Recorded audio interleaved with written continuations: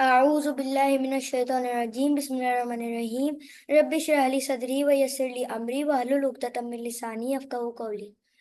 Assalamu alaikum wa rahmatullahi wa barakatuh, dear brothers and sisters. I hope so you will be fine. I'm also fine, alhamdulillah. So, as you guys know, we have in the previous session, we have learned about little bit. We were close to Prophet Ibrahim alayhi salam's life, but today is where we will learn about Prophet Ibrahim alayhi salam and Ismail alayhi salam himself and their life. So yes, I am sharing my screen. Let me know that you can see or not. Yes, can you see the screen, and is my voice audible to you guys? I hope so. Yes. Okay, so let's start. As you know, we have started Prophet Ibrahim alayhi salam. So I already told you about all of the tribe names and little bit other things, and we stopped here. Okay, so we will learn about when was Prophet Ibrahim alayhi salam born.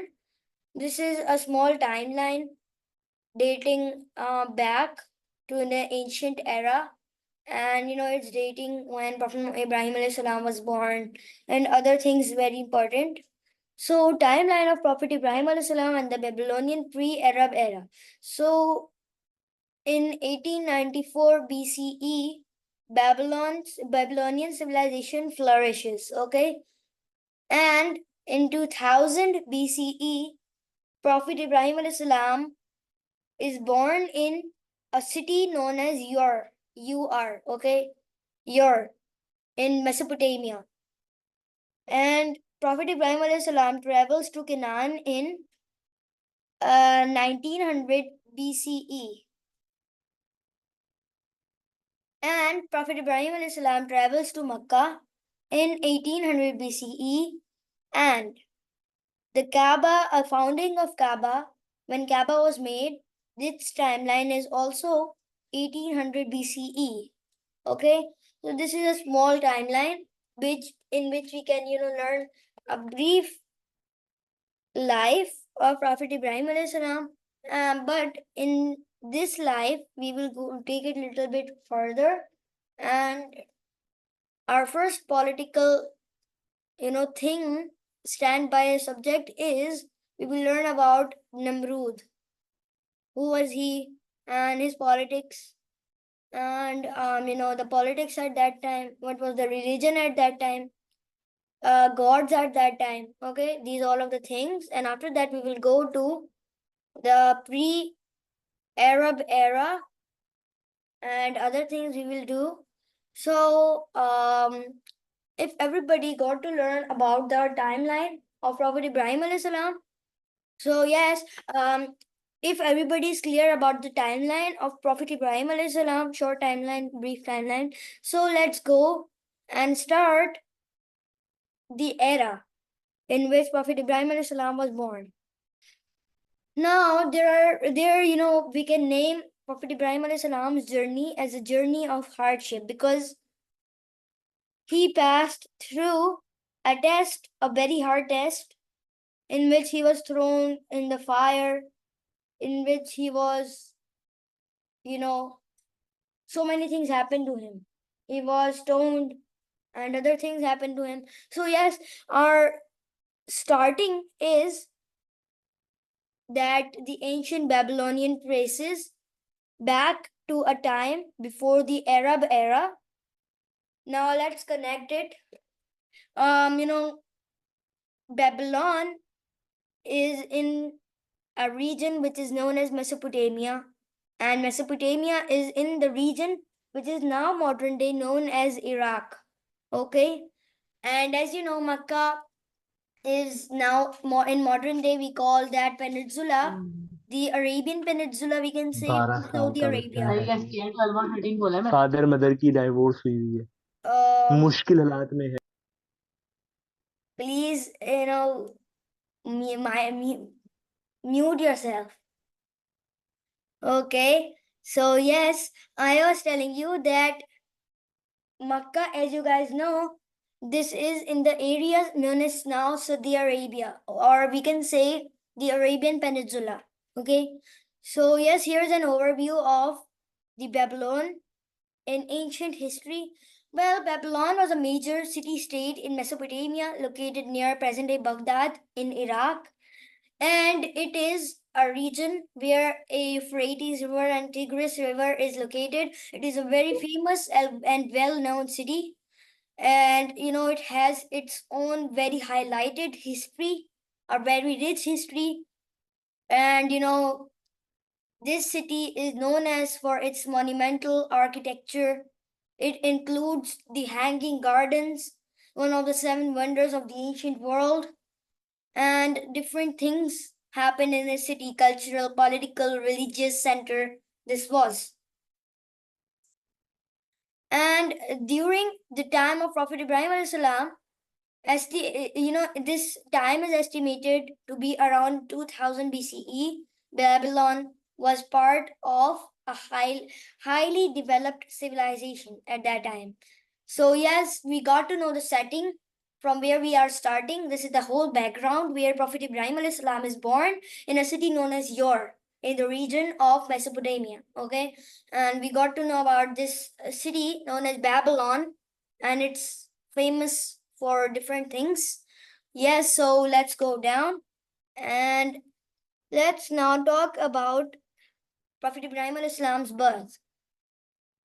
Now, Prophet Ibrahim alayhi salam's birthplace is traditionally identified as the city of Ur, a Sumerian city in southern Mesopotamia, okay, which is geographically close to Babylon. According to Islamic traditions, Ibrahim alayhi salam later traveled westwards to Canaan, modern day Israel or Palestine. I don't believe in Israel type concept, so I can say he shifted to Canaan, and modern day we can say Palestine. So yes, and eventually he did make his son and wife do hijrah to Makkah permanently, we can say, because yes, when Prophet Ismail alayhi salam was small and her wife was there, so the three of them, they went to Makkah. Makkah was not there at that time. There were the barren deserts which were abandoned. Nobody lived there. So yes, Prophet Ibrahim alayhi salam left Prophet Ismail alayhi salam there, and Hajar Razilatullah, or we can say Hajar Razilatullah. So Allah subhanahu wa ta'ala helped them, and there was a border there, and the palm tree date, and then the tribes came later. We can say Jurham tribe, or we can say different. It has different names. Okay, it doesn't have any one name. It has different names according to its history. Okay, so we will go through these tribes, but not right now, later, because right now we're gonna go through the crucial stage of Prophet Ibrahim alayhi salam, and then the politics of Namrud, and then the politics of Egyptian king. When Prophet Ibrahim alayhi salam traveled to Canaan, so he faced the Egyptian king, and there he got Hajar Razilatullah. So yes, these are the things we will learn about the politics of these two tyrant people. Not one of them was not a tyrant people, no, not a tyrant person, but the other one was, which now we can say Namrud. His politics I will discuss later on, as he was a very, very, very, very bad person, known for making a palace type thing to attack on Allah subhanahu wa ta'ala, as he said. So yes, we will go through that, but in a short while. I don't know when that while will come, but now let's go towards Prophet Ibrahim alayhi salam, that, as you know, we talked about his birthplace and other things as well. So later on in his life, when Ismail alayhi salam became big and Hajar Razilatullah was also there, so his journey led him to establish the foundations of Kaaba in Mecca, which is a center of Islamic site worship today. Okay, pre-Arab Mecca. Mecca during this time was not a bustling city like it is today, or it was at the Prophet Ibrahim Muhammad Sallallahu time, but it was a remote, barren desert where nobody lived, not even any animal, or there was no jungle, there was no forest. It was a humid, dried desert where nobody could survive. It was very, very, very harsh and hot. Please mute yourself. Yes. So this was an area where Prophet Ibrahim alayhi salam later on, he established Kaaba. Please mute yourself. Yeah. So later on, during the other centuries, then it became a bustling city. But Makkah, not itself.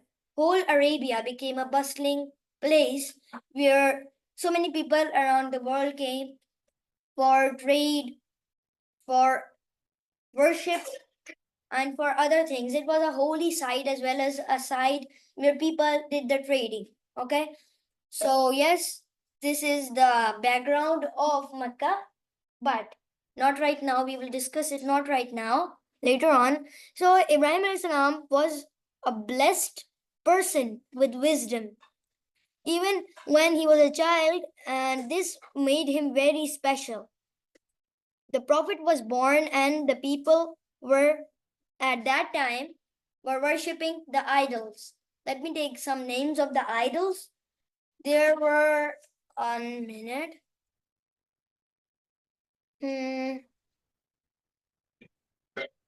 There were different type of god, in Mesopotamia, very famous. Let me name them. This is, a historical PowerPoint presentation which I've made. So yes, their names were Anaki or Anu or Enlil or Elil. So these were the gods, and they were for different purposes, such as Anna or Anaki was the god of wisdom and magic. Anu, the Sumerian god, was the sky god, and the Enlil or Elil was the god of earth and storms and agriculture and controller of fates. So according to their mythological perspectives, I am telling you all of these things. I hope so it wouldn't be hard for you guys to understand my things. Now let's leave this and come to where we were. I only told you the background of what did they worship. So this is where Prophet Ibrahim alayhi salam was born, in this particular era. And where they worship the sun, moon, and the stars. Ibrahim alayhi salam's father himself was a sculpture maker. Now, who is this sculpture maker? Sculpture maker is a person who makes idols, who made idols at that time. So yes, Prophet Ibrahim alayhi salam's father was a sculpture maker or an idol maker, and he made the idols out of stones. His father never used to worship Allah at all. Ibrahim alayhi salam came to his father once and asked, this is a very, important thing which I'm going to tell you. Prophet Ibrahim alayhi salam asked his father, Baba, why are people worshipping these toys that you are making yourself? His father said that they represent a God. We should worship them to get favor from them. As time went, Prophet Ibrahim alayhi grew up with knowledge. He knew that Allah was the only true God.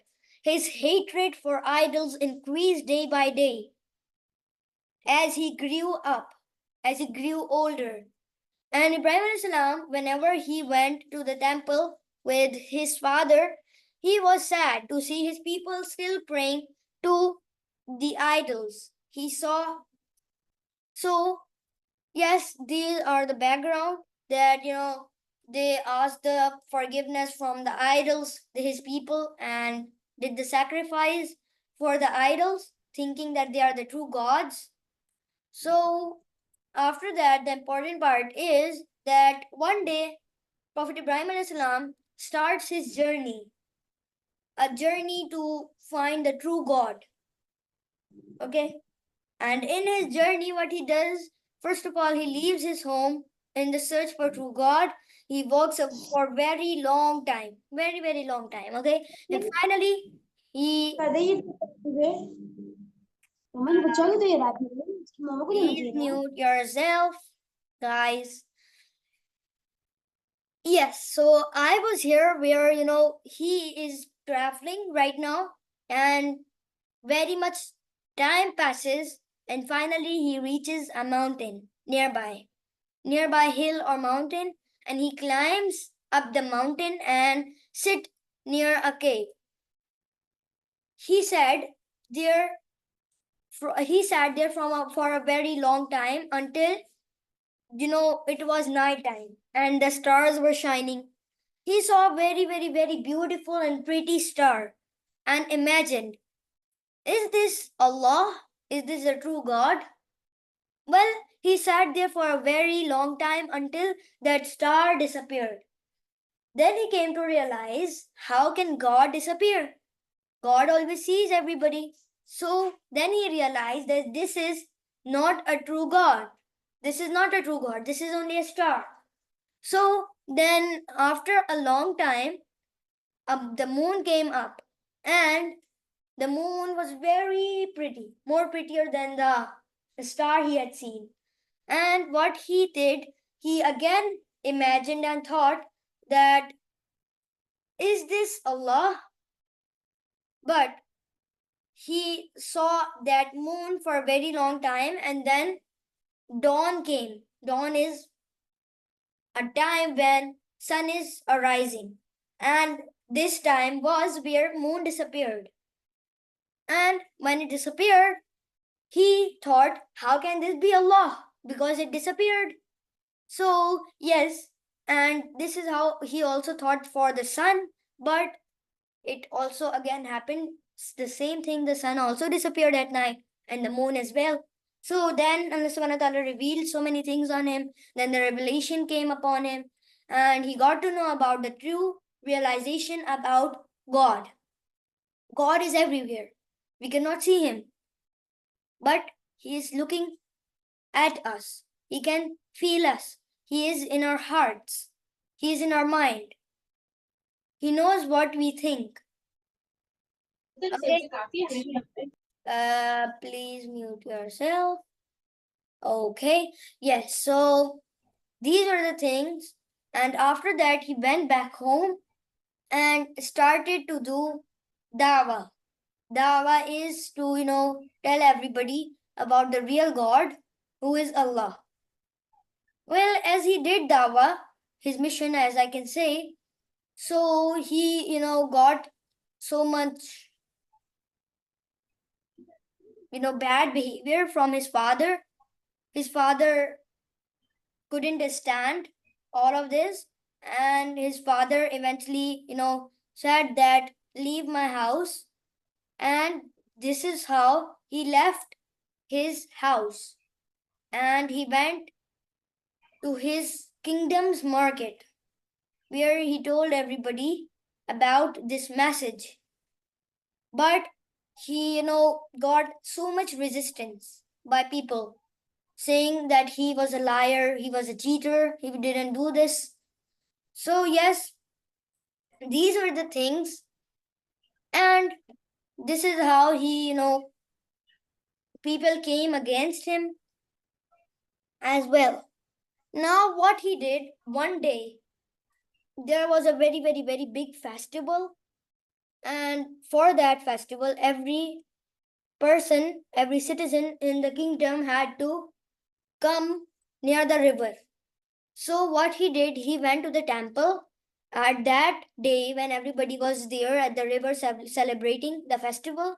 He went in the temple, and he was with the axe, and he crushed those so-called gods. He crushed those stone idols into pieces. Okay. And what happened next, that, there was a very, very, very big idol. He hanged the axe around his neck, and then he ran away. But what happened is that when the people came to the city, they realized about this, and some people also told them that there was a person who was telling about another god. So maybe he have done this. So that's how Ibrahim alayhi salam was caught. Now let me take 1 minute break. I want to drink some water. Till then, you can understand all of the things which I thought and I told you all of the things. So yes, you can think about whatever I told you guys. Give me 1 minute. I am drinking some water.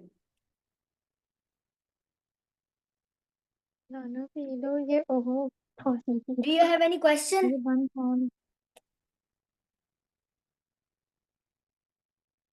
Anybody?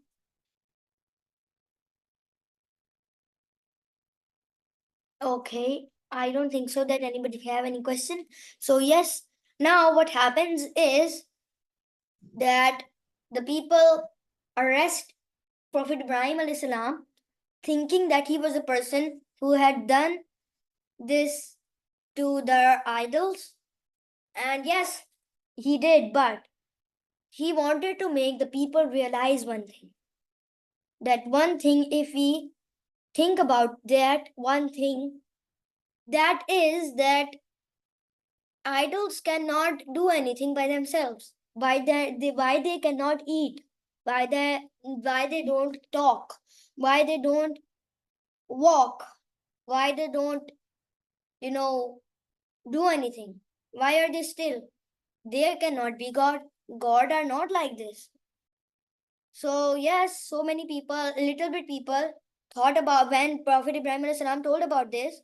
So yes, they realized that Prophet Ibrahim alayhi salam told a logical thing that when I was crushing them, so why didn't they defend themselves?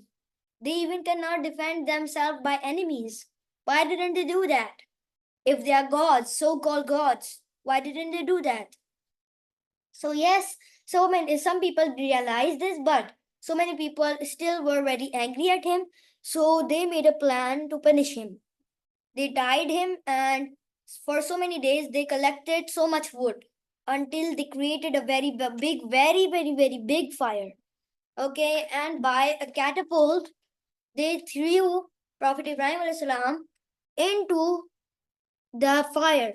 But before throwing them, an angel appeared and asked that Prophet Ibrahim alayhi salam wanted anything.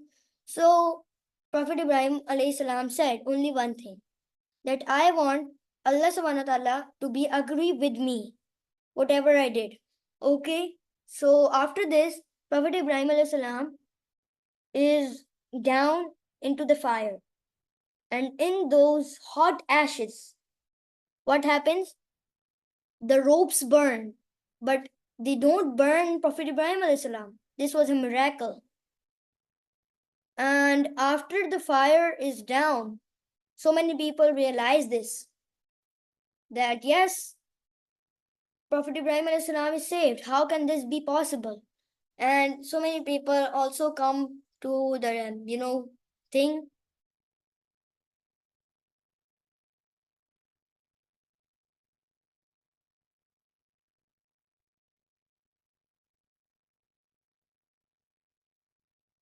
Um,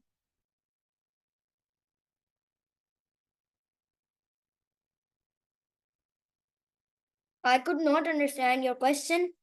I don't know your name. It's written X soil.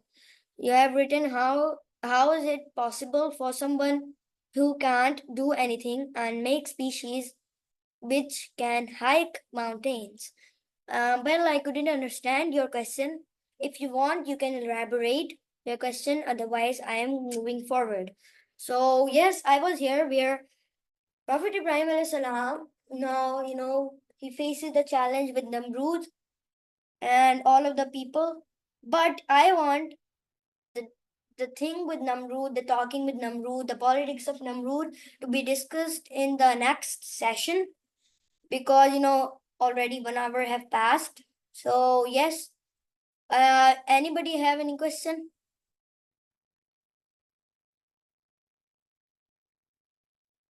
After this, we will learn, in the next session, we will learn about the tribes of the Arabs, in which there are Arab tribes, perished Arabs, pure Arabs, Arabized Arabs, Himyar Arabs, Khalan, and Al-Azd, and Laham, and Judham, and Manadhira, Hira, and Rabia, Banu Tai, Sinda. These type of tribes are there. So yes, we will do other things. I took them from C lecture. It's the thought which please can you unmute yourself and explain me what you want to say, because I don't understand what you are saying.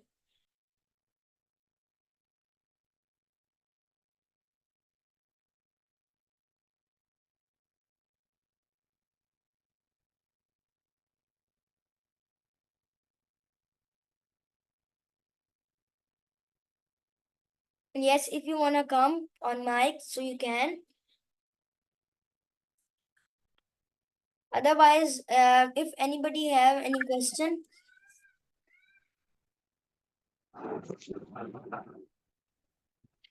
Okay. But if you want to talk to me, so you can talk to me directly after the Zoom meeting. We can discuss about it. I don't understood. I couldn't understand your question or whatever you asked.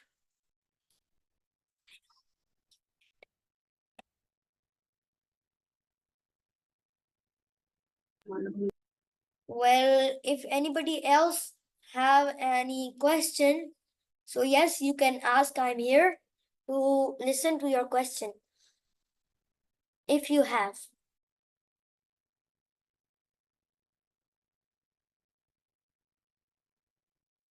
Okay, so let me tell you guys, tomorrow we have another session regarding this. Currently we will have the sessions these 2 to 3 weeks, Wednesday and Thursday, okay? 9 o'clock. Today I was late a little bit, that's why we took the session at 9:30. But we will take it at 9 o'clock, the usual time. So if nobody have any questions, so let me wrap up. I'm giving you 1 more minute. If you have any questions, so you can let me know. की बात हुई है, तो इसमें से हमने वो political lesson कौन सा है जो हमने सीखा है इससे? Political lesson.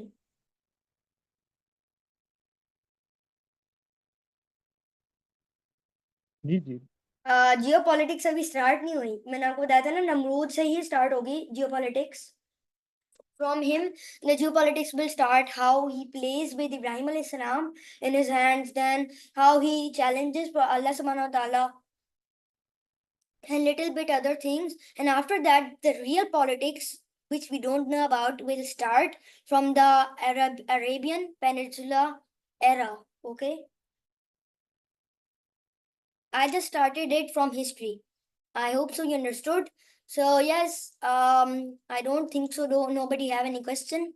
So we only have 3 minutes left, but still, let me wrap up the session, dear brothers and sisters. So thank you very much for your attendance here. We will have the session tomorrow. Thank you very much. Until then, Assalamu alaikum wa rahmatullahi wa barakatuh. Allah Hafiz.